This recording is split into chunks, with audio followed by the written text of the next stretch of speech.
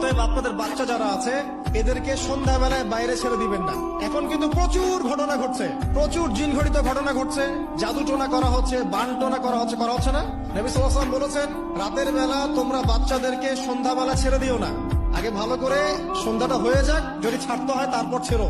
তারপর রাতের রাত যখন গভীর হবে তখন তোমরা এলোপাথালি ঘোরাফেরা করো না, রাস্তাঘাটে বনে জঙ্গলে ঘোরাফেরা করো না, কারণ এই সময় এমন কিছু মাখলুককে আল্লাহ পাক ছেড়ে দেন যাদেরকে তোমরা দেখো না। এখন সায়েন্সের যুগ তো, মানুষ মনে করে এগুলোর কোনো ভিত্তি নাই মনে হয়। কোরআন বলছে জাদু সত্য, কোরআন বলছে জাদু সত্য। কোন সূরা? সূরা বাকারা আয়াত নাম্বার 101, 101, 102 পড়ে দেখেন। ওয়াত্তাবিউ মা তাতলু শায়াতিন আলা মুলকি সুলাইমান, এই আয়াতটা পড়েন, বিশাল একটা আয়াত আছে। ওয়া মা কাফারা সুলাইমান ওয়ালাকিন্না শায়াতিন কাফারু ইউআল্লিমুনা আন-নাস সিহর।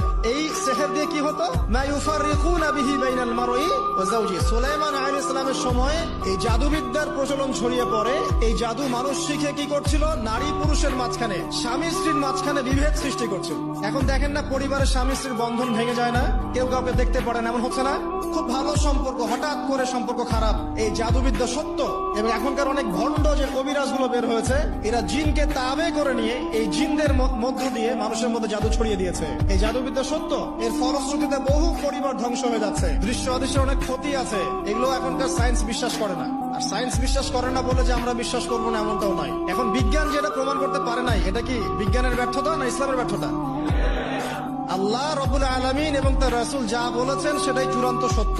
সেটা আমরা প্রমাণ করতে পারি বা না পারি, এটাকে অন্ধভাবেই বিশ্বাস করতে হবে। এটাই হচ্ছে একটা মৌলবাদী কনসেপ্ট।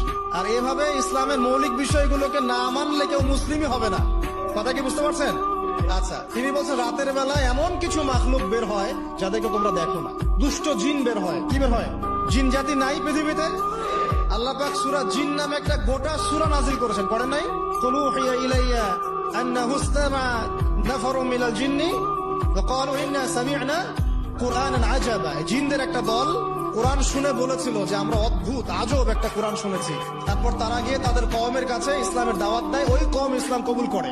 এটা নবী সাল্লাল্লাহু আলাইহি ওয়াসাল্লামের জীবনের সেই সময়কার ঘটনা, যখন নবীজি তায়েফ থেকে ফিরে আসছেন। তায়েফবাসী তাকে অত্যাচার করলো। তিনি নাখলা উপত্যকায় এসে নামাজ পড়ছেন, ওই নামাজের কেরাত শুনে জিনরা ইসলাম কবুল করেছে। সূরা জিনে আল্লাহ পাক এই কথা নাযিল করেছেন। তো আল্লাহ পাক যে বলছেন জিন জাতি আছে, আল্লাহ কি মিথ্যা কথা বলছেন?